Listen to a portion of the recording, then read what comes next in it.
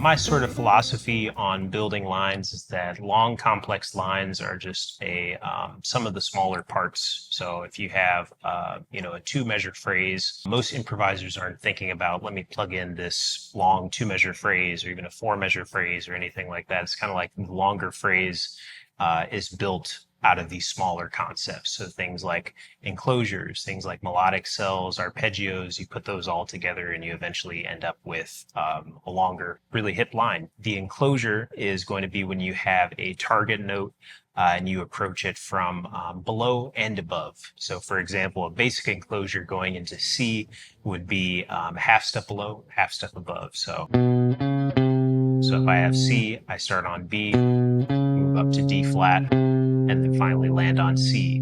But the cool thing is that you can enclose that C in a lot of different ways. You can start two steps below and two steps above. So this is starting on B flat, up to B, D, D flat, and then finally C. You can have two below, one above, or even, something where you're kind of backtracking a little bit. So I'm starting two steps below, one step above, one step below, and then finally to my target. Or you could even have one of my favorites, which is, so this is playing your target within the enclosure and then finally landing on the target on a strong beat. So if I started this on beat 1, for example, I'd have B, D flat, back to B, and then finally C. And again, all of these are just going to help make your lines more complex and more decorated. So my philosophy is sort of the more of these that you collect, the more cool your lines will be generally. So some simple exercises that you can do with this to get this into your playing would be to take an enclosure to every step of the scale just as a starting point. So I'll start off with that enclosure that I like the sound of. If I do that on every step of the C major scale, for example, it'll sound like this.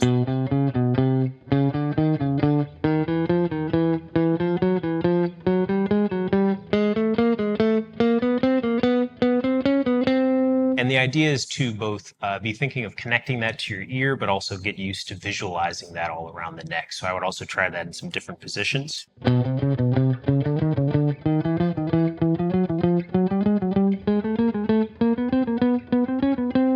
And different fingerings, that kind of thing. Get used to just kind of grabbing it everywhere that you are on the fretboard. And then one step further would be to add the diatonic 7th arpeggio after your target. So if you approach C, play a C major 7th arpeggio after that.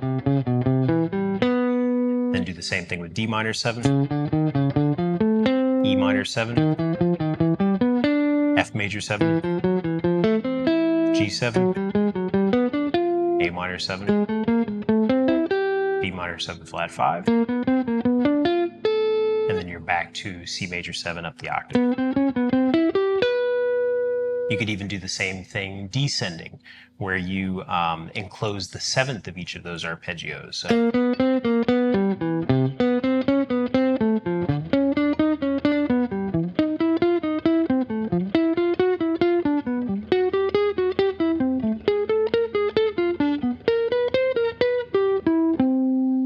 Descending from the 7th to the root of each of the arpeggios.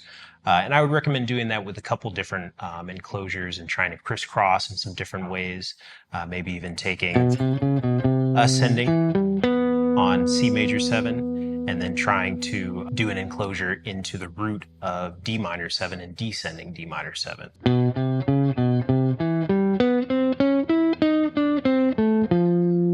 So from there, what I did is a 2 below, 2 above enclosure into the root of D minor 7. So one more time.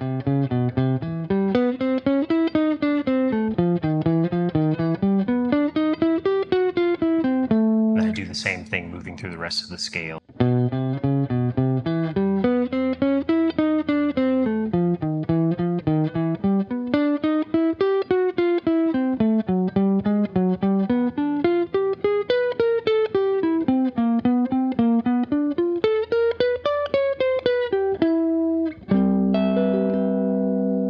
So you can mix and match in a lot of different ways. And again, the goal is to get used to seeing that enclosure shape, whichever enclosure it is, all over the neck, maybe even moving across some different string sets and that kind of thing.